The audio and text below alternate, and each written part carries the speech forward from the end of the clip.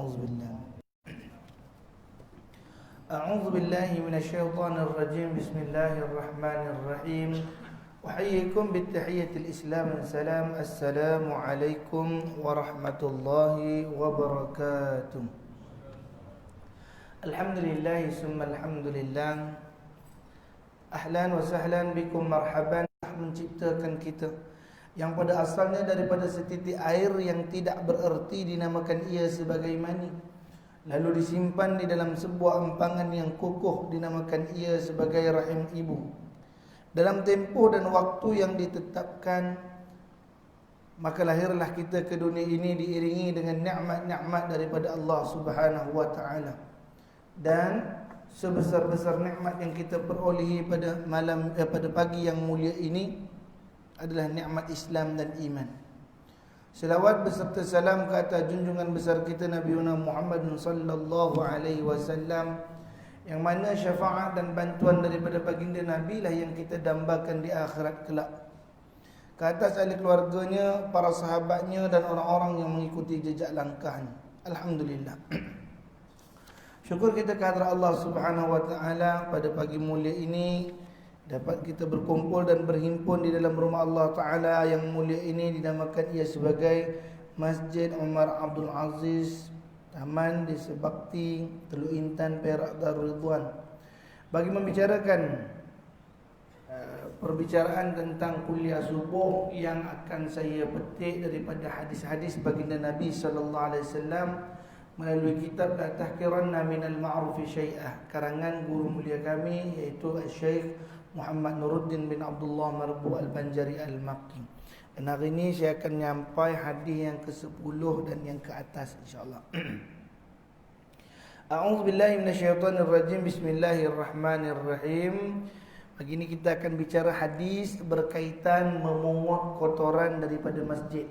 Ini mana kata kita tengok dalam masjid, masuk-masuk rumah Allah, nampak ada sampah-sampah yang kecil ataupun daripadanya kotoran-kotoran yang boleh mencemarkan masjid. Apakah manfaat daripadanya untuk kita keluarkan? Baik. Qala musannif rahimahullah ta'ala wa bi'ulumihi fi kitabihi wa nafa'ani fi darainil amin. An Ibnu Abbas radhiyallahu anhuma anna imra'atan kanat talqut faqadha min al-masjid fatuwfiyat فلم يؤذن النبي صلى الله عليه وسلم بدفنها فقال النبي صلى الله عليه وسلم إذا مات ميت فأذيدني وصلى عليها وقال إني رأيتها في الجنة لمن كانت القطر قذاء من المسجد رواه الطبراني في الكبير. Dari Ibnu Abbas radhiyallahu anhuma, telah redha Allah Ta'ala ke atas mereka berdua, iaitu Abdullah bin Abbas dan Abbas bin Abdul Muttalib. Sesungguhnya ada seorang wanita memungut kotoran daripada masjid, maka wanita tersebut wafat dan Nabi SAW tidak diberitahu tentang penguburannya. Maka Nabi SAW bersabda, apabila ada seorang yang wafat, beritahulah aku. Nabi salat di atas kuburannya dan bersabda, sesungguhnya aku melihat wanita ini di syurga dengan sebab dia memungut kotoran daripada masjid. Hadis riwayat At-Tabrani dan Al-Kabir. Jadi ini cerita tentang keadaan Masjid An-Nabawi. Masjid Nabawi ini terkenal sebagai masjid persinggahan ataupun masjid banyaknya orang luar datang menginap.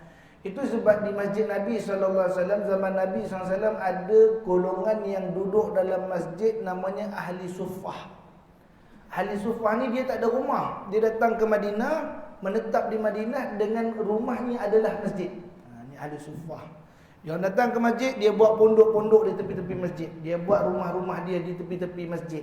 Ini zaman Nabi SAW. Ahli Suffah itu tidak kurang 300 orang. So, ini Ahli Suffah yang ada dalam masjid, 300 orang yang duduk dalam kawasan masjid. Subhanallah. Jadi jemaahnya pula macam mana? Zaman Nabi SAW ramai. Subhanallah. Sehinggalah berlaku pembesaran Masjid Nabawi. Bila Masjid Nabawi dibesarkan, Nabi terpaksa mengumumkan kepada Ahli Suffah, bukalah kemah-kemah kalian kerana sesungguhnya masjid nak dibesarkan. Ahli Suffah ini buka kemah-kemah mereka kecuali Sayyidina Abu Bakar. Abu Bakar tak buka. Abu Bakar dapat kemah. Itu sebab Abu Bakar dia di Madinah, dia duduk di Masjid Nabawi. Itu Abu Bakar duduk di Masjid Nabawi. Maka yang tak dibuka kemah ni ialah kemah Abu Bakar. Masya-Allah. Ada ke cerita kita tentang sirah kata Rasulullah pergi ke rumah Abu Bakar ketika di Madinah? Ada kan, masya-Allah. Yang ada di Mekah. Ketika di Mekah baru cerita Nabi pergi ke rumah Abu Bakar dan mengambil unta dan sebagainya. Tapi di Madinah dia tak cerita pun tentang rumahnya Abu Bakar. Abu Bakar dia dapat rumah di dalam Masjid Nabawi. Kenapa? Kerana sekalian hartanya Abu Bakar telah diinfakkan untuk tanah Masjid Nabawi, insya-Allah. Jadi ini tuannya kata Nabi sallallahu alaihi wasallam. Ini tuannya dan dia layak duduk di sini, insya-Allah. Abu Bakar orang yang sangat cerdik. Dia tahu mana saham yang paling tinggi untuk dia laburkan. Ketika mana sampai di Masjid Nabawi, dia melaburkan harta dia untuk pembinaan Masjid Nabawi. Dan hari ini sekalian daripada pahala yang ada daripada masjid-masjid kecil ini tadi, contoh majlis-majlis ilmu, pahala ni tadi akan sampai juga kepada Sayyidina Abu Bakar. Kenapa? Kerana Abu Bakar adalah pencetus suatu tempat hadirnya majlis-majlis ilmu. Lalu berkembangnya majlis-majlis ilmu itu tadi yang asal daripada Masjid Nabawi. Ni hebatnya. Kita tak cerita tentang ahli sufah tu tadi, saya nak cerita ada satu orang wanita yang mana dia ini duduk juga dekat Masjid Nabawi. Dia duduk di Masjid Nabawi dan kerja dia nyapu sampah. Dia ni nyapu-nyapu sampah, dia bersih-bersih mungut kotoran di masjid. Maksudnya dia ada nampak sampah dan ada perkara-perkara yang boleh menghina masjid, dia bersihkan. Maka pada satu hari baginda Nabi SAW melalui masjid dan ketika itu Nabi tak nampak perempuan ni. Mana perempuan ni, kata Masya Allah. Lalu kata Nabi SAW, mana perginya satu perempuan yang ada di masjid ni, yang kemas kemah-kemah masjid. Maka inna mra'atan kanat al-qutun qadha'i minal masjid. Perempuan tadi itu biasanya kutipkan sampah-sampah dalam masjid ni. Fatawiffat falam yu'dhan Nabi sallallahu alaihi wasallam bidafniha. Kata sahabat, ya Rasulullah, dia dah meninggal, kami dah kebumikan dia. Makna Rasulullah tak tahu. Kenapa tak diberitahu kepada aku? Soalan kita tersebut, kenapa tak beritahu kepada aku yang dia dah meninggal dunia?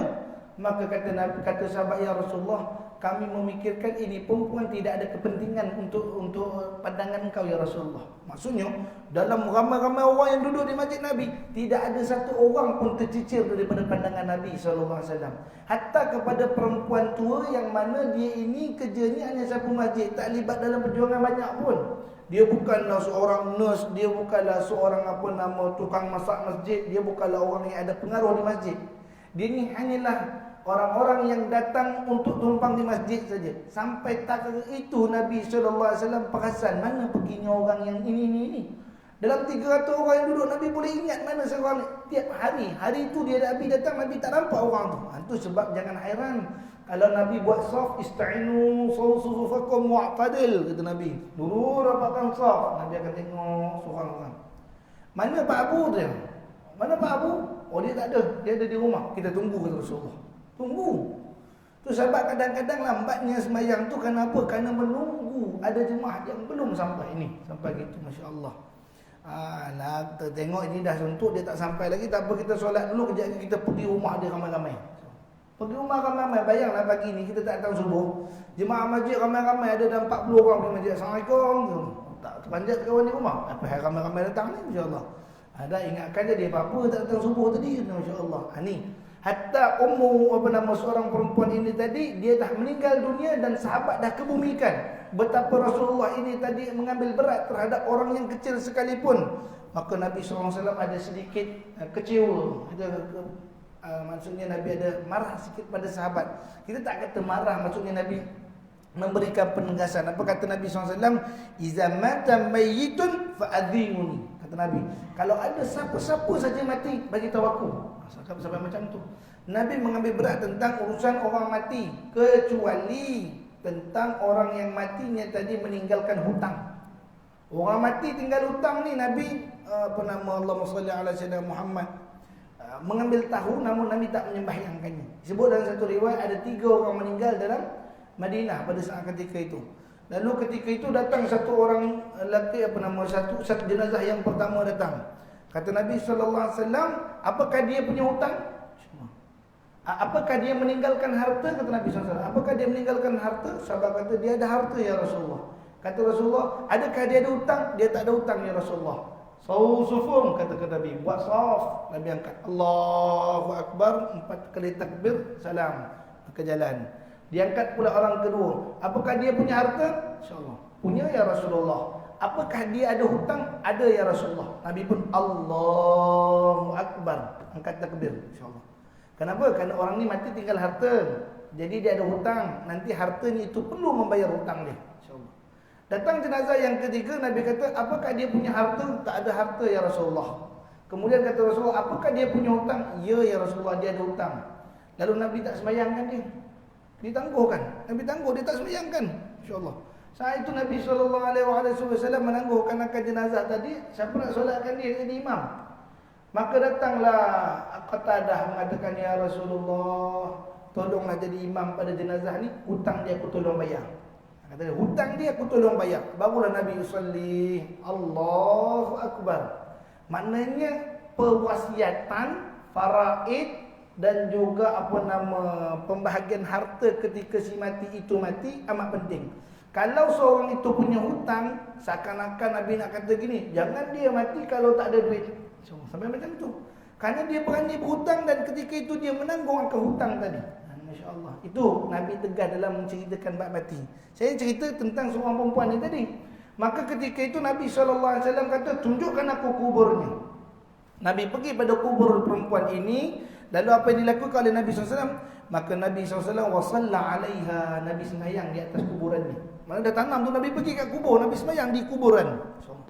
Itu sebab tidak menjadi masalah yang demikian rupa, kerana Nabi juga pernah solat jenazah di atas perkuburan. Maka ketika itu Nabi SAW mengatakan pada sahabat, inni ra'aituha fi jannah. Sesungguhnya aku nampak perempuan ni dalam syurga. Aku nampak dia akan masuk dalam syurga. Kenapa? Lima kanat talqutu, kerana disebabkan dia itu mengangkat fadha' minal masjid, kerana dia ambil sampah daripada masjid, tukang sapu. Itu sebab tak hairan kalau ditanya kepada saya dan kata guru kami, sebagaimana jawapan yang akan saya sebut, di antara ahli masjid, siapa antara orang yang awal dapat masuk syurga? Atau kata guru kami, yang antara awal dapat masuk syurga, tok siaknya, insyaAllah. Tok siaknya ataupun, itu Perak panggil tok siak lah. Kalau belah selatan kata noja, tok nojanya masuk syurga dulu, kata Allah SWT. Sampai itu kenapa? Kerana kelebihan membersihkan rumah Allah SWT. Para muazzin pula, siapa dia? Para muazzin orang yang awal dapat selamat di padang mahsyar. Ketika teriknya padang mahsyar nanti, orang yang atas dunia ni melakukan azan akan diselamatkan dulu daripada mahsyar Allah Subhanahu Wa Taala. Dia rajin melakukan azan, maka kata Nabi, sesungguhnya nanti di akhirat kelak para muazzin itu akan panjang batang lehernya. Cuma begitu.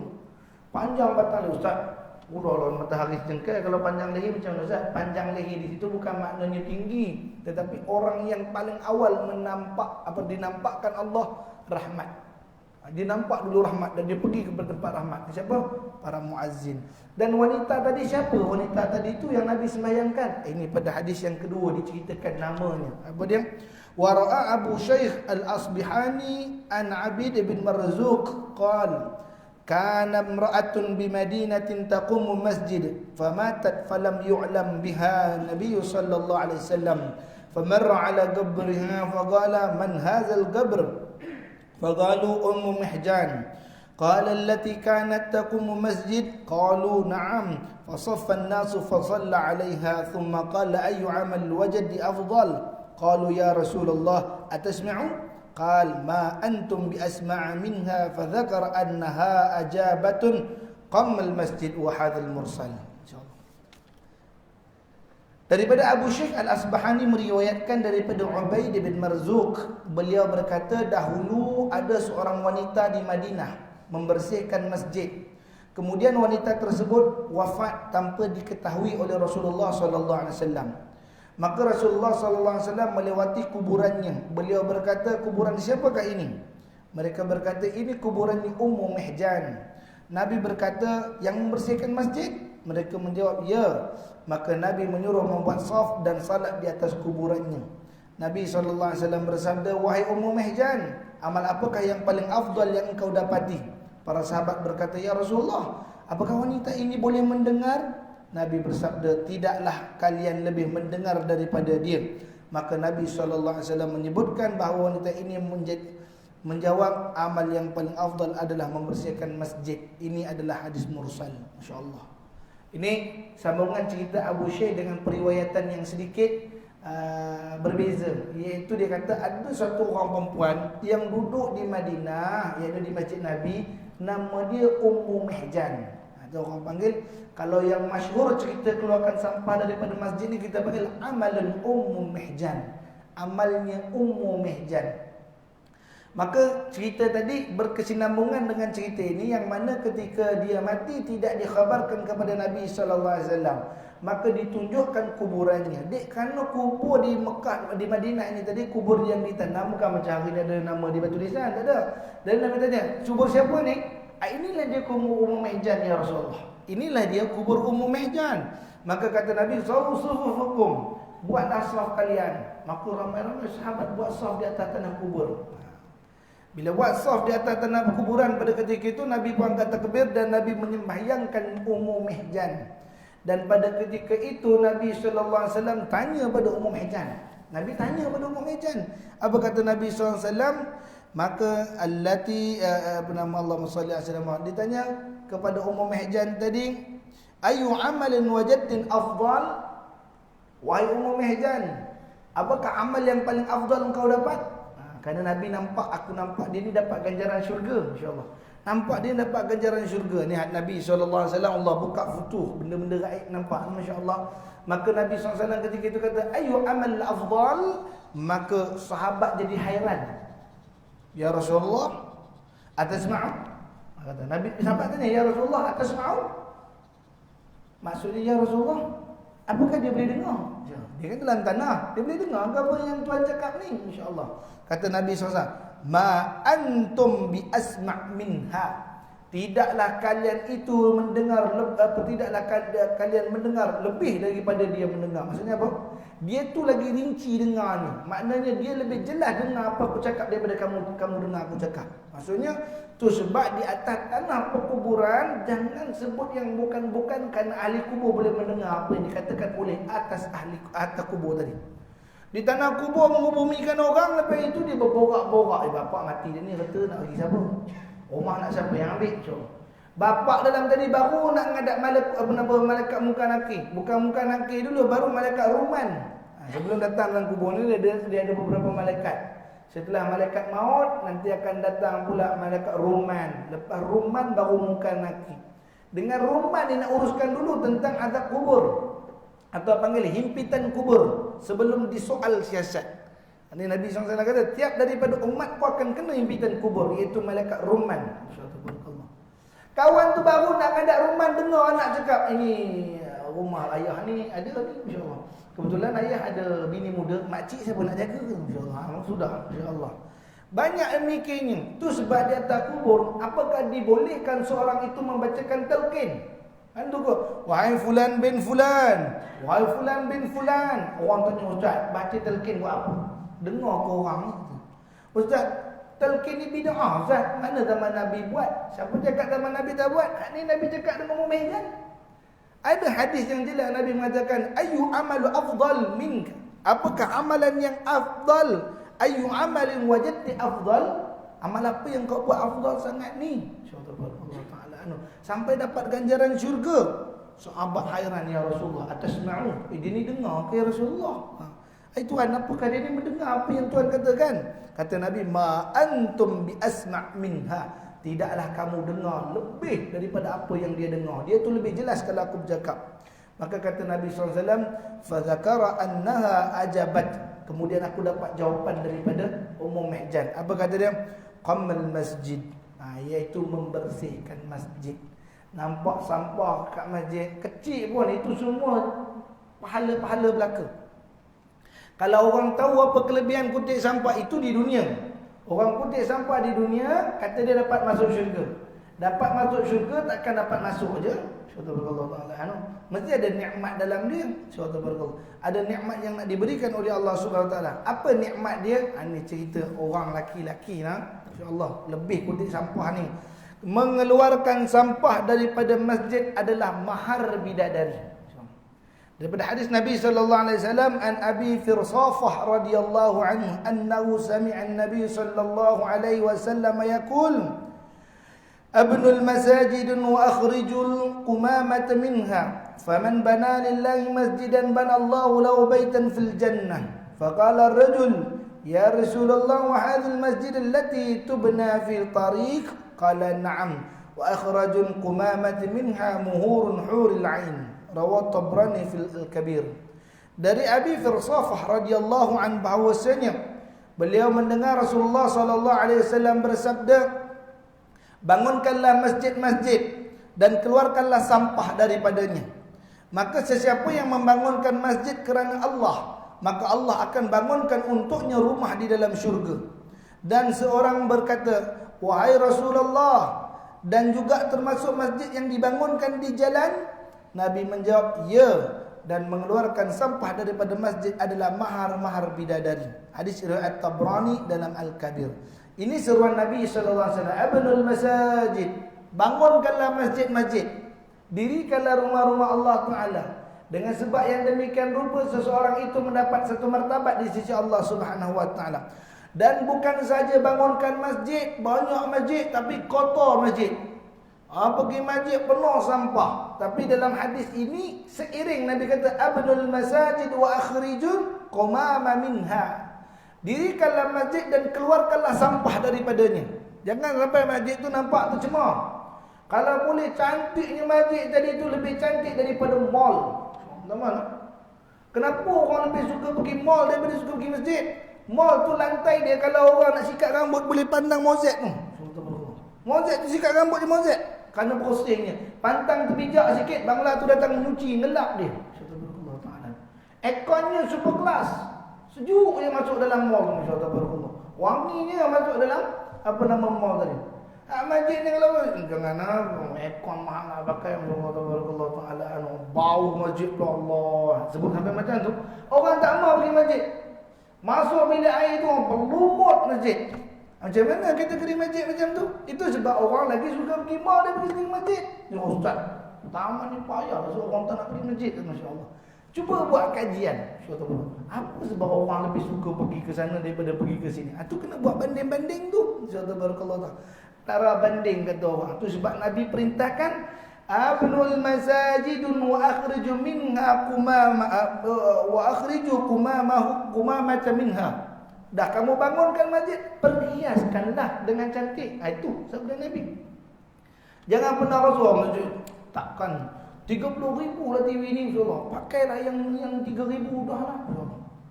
Masjid dia kena pakai high class punya. Biar lebih suka orang kepada masjid sono datang masjid ni. Nabi punya perintah dan keluarkan sampah daripadanya. Faman bana lillah, siapa yang membangunkan masjid yakni dengan memperhiaskannya bukan sekadar dengan kebaikan amal tapi pada perhiasan pandangannya juga. Bana Allahu lahu baitan fil jannah. Jadi Allah bangunkan rumah untuk dia dalam syurga. Kenapa dalam syurga? Karena pemandangan yang indah dalam syurga sebagaimana dia menghias di rumah Allah. Kemudian kata Nabi, ya Rasulullah, faqala rajul ya Rasulullah, wahai Nabi, kata dia, wa hadha masajidan lati tubna fit tariq, ataupun masjid yang dibina di tepi jalan. Karena orang-orang Arab ni biasanya kalau kita tengok dia orang suka sembahyang tepi jalan. Kadang-kadang dalam perjalanan sesak jam turun ramai-ramai sembahyang tepi jalan.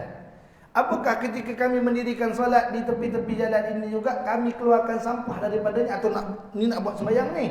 Kita bersihkan tempat ni dulu, putih sampah ni. Apakah kami akan dapat ganjaran daripada ini? Kata Nabi, ya. Kata Nabi SAW, na'am. Dan wa ikhraju qumamatin minha, dan orang yang mengeluarkan sampah itu muhurun huril ain, iaitu merupakan mahar bagi bidadari. Kahwin ni, cerita kahwin pula kita, insyaallah taala. Nak kahwin ni dia ada mahar.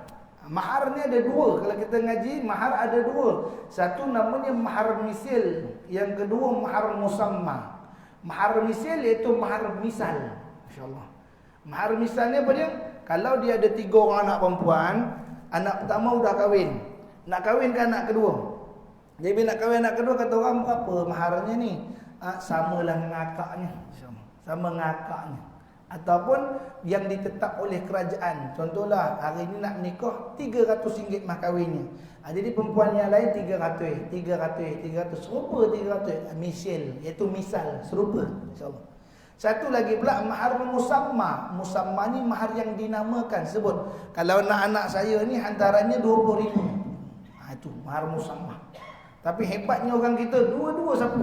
Subhanallah. 300 ambil, 30,000 pun ambil. Subhanallah. Misal dan musamma dua-dua. Halnya keadaan pilih salah satu. Dan kalau berlaku suatu pernikahan yang macam ni, contohnya aku nikahkan engkau dengan fulanah binti fulan yang berwakil walinya kepada aku dengan mas kahwin RM300, hutang cerita dia, masya-Allah. Aku terima nikahnya fulanah binti fulan dengan mas kahwinnya RM300, hutang, sah perkahwinannya. Kahwin tadi sah. Tetapi dia itu tidak boleh mendatangi isterinya dengan istilah mana berjima atau mendatangi isterinya untuk disegamakan, maka tak boleh selagi tak dapat ridha pasangan perempuan tentang mahar. Dia datang ke isteri ni, cerita dia masya-Allah. Boleh ke datang? Bang, 300 dulu.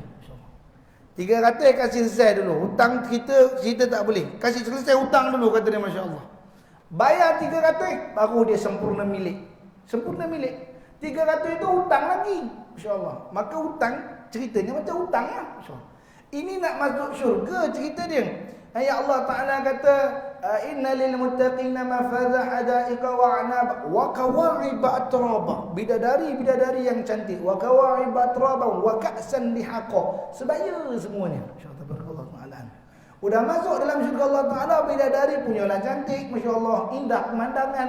Datang-datang nak mendatangi mereka, kata bidadari, khudhul muhuri, kata dia. Mana hantaran saya, mahar kahwin saya, insya-Allah. Mahar apa pula? Saya nak buat amal soleh.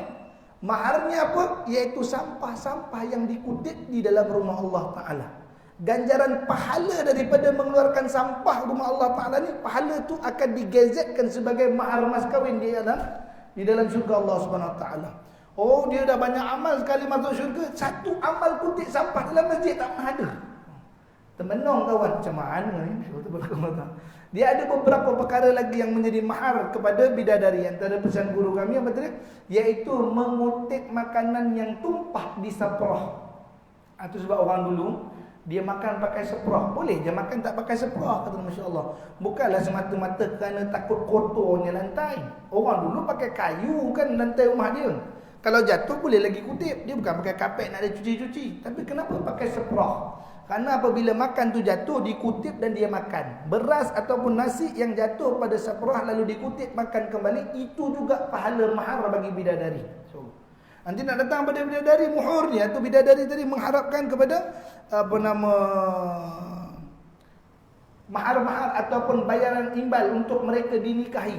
Jadi maknanya nak menjadikan halal seorang tu, kalau tak dan syurga orang yang ambil bidadari orang tu, orang yang ambil bidadari orang ni pula tak berlaku dalam syurga Allah Subhanahu Wa Taala. Tapi dengan sebab kita keluarkan sampah daripada rumah Allah Taala, itu merupakan mahar kepada perkahwinan dengan bidadari di dalam syurga kelak, insya-Allah tabarakallahu taala anhu. Jadi insya-Allah yang dibenarkan Allah Taala, ini 3 hadis tentang kelebihan membersihkan masjid daripada sampah. Jangan acak nampak sampah, tak payah ni kerja siap, awak tak payah nak nangis nyebuk-nyebuk tu. Tak payah, keribuk kata dia. Jangan. Allah nampakkan kita akan sampah tadi. Kenapa? Kerana Allah nak bagi pahala pada kita. Boleh jadi orang ni jalan dia tak nampak sebab Allah belum nak bagi pahala tu pada dia. Tapi kita yang nampak ni sebenarnya Allah sedang mengulurkan pahala yang sepatutnya kita rakul. Macam berdoa lah. Kata Ibnu Athaillah. Apa kata Ibnu Athaillah? Kalau hatimu terdetik untuk berdoa, terdetik ni, doa lah. Maka berdoalah pada ketika itu. Doa terus, terdetik nak berdoa. Kenapa? Kerana ketika itu Allah nak memberi. Dalam ramai-ramai 40 orang ada pada pagi mulia ni, masya-Allah, 40 lebih. 40 orang, masya-Allah, dia duduk menang dengan ceramah. Ya Allah, tiba-tiba nak berdoa. Kata Nabi, kata Ibn Abdullah, berdoalah. Kenapa? Kerana ketika itu Allah memilih kamu untuk dikabulkan doa. Allah tengah pilih orang nak kabul doa. Jadi siapa-siapa yang terdetik nak berdoa, terus doa, jangan nanti habis kuliah lah berdoa. Sampai rumah lah doa. Mana jangan ditangguh-tangguhkan lintasan hati dalam perkara yang baik-baik. Ada perkara baik terus ya Allah, berkat majlis ilmu ni Allah, bagilah sihat tubuh badan ya Allah, lapangkanlah rezeki, sejahterakanlah mak bapak kami ya Allah. Kita terdetik doa. Kenapa? Kerana Allah nak mengkabulkan, insya-Allah. Jadi sekadar itu sajalah pada pagi mulia ni.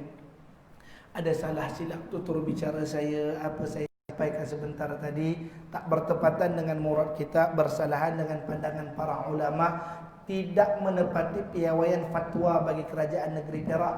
Maka kepada Allah Jalla Jalaluhu wal Azam saya minta ampun, kepada barisan ayahanda, ibunda, adinda dan kekanda sekaliannya. Saya mohon ditegurlah diri ini dengan teguran bersawab jika saya melakukan kesilapan dalam penyampaian. Aku qauli hadza wa astaghfirullahal azim li wa lakum wa lisairil muslimin wal muslimat wal mu'minin wal mu'minat fastaghfiru innahu huwal ghafurur rahim. Bismillahirrahmanirrahim. Rabbana anfa'na bima 'allamtana, rabbi 'allimna alladhi yanfa'una, rabbi faqihna wa faqih lana wa qarabatil lana fi dinina ma'al qudri wa dzakarallahu maftah 'alaina futuhal 'arifin. Ihdina siratal mustaqim siratal ladzina an'amta 'alaihim minan nabiy wasiddiq wasyuhada wassalihin wa sunna ulaika rafiqa ya arhamar rahimin. Sallallahu alaihi wasallam Muhammadin nabiyil karim wa ala alihi washabihi barik wa sallam alhamdulillahi alamin. Sebelum tu ayat dibenarkan Allah Taala, di tengah masjid itu ada satu tabung warna pink, itu adalah tabung pembangunan Pondok Bustanul Ashrafiyah. Siapa yang berhajat untuk mengulurkan sumbangan, tafadhal ma'jur, silakanlah. Sedikit pun tak menjadi masalah. Lama-lama dapat kita kumpulkan, dapat kita penuhi hajat dalam memenuhi jalan Allah Subhanahu Wa Taala. Wassalamualaikum warahmatullahi wabarakatuh.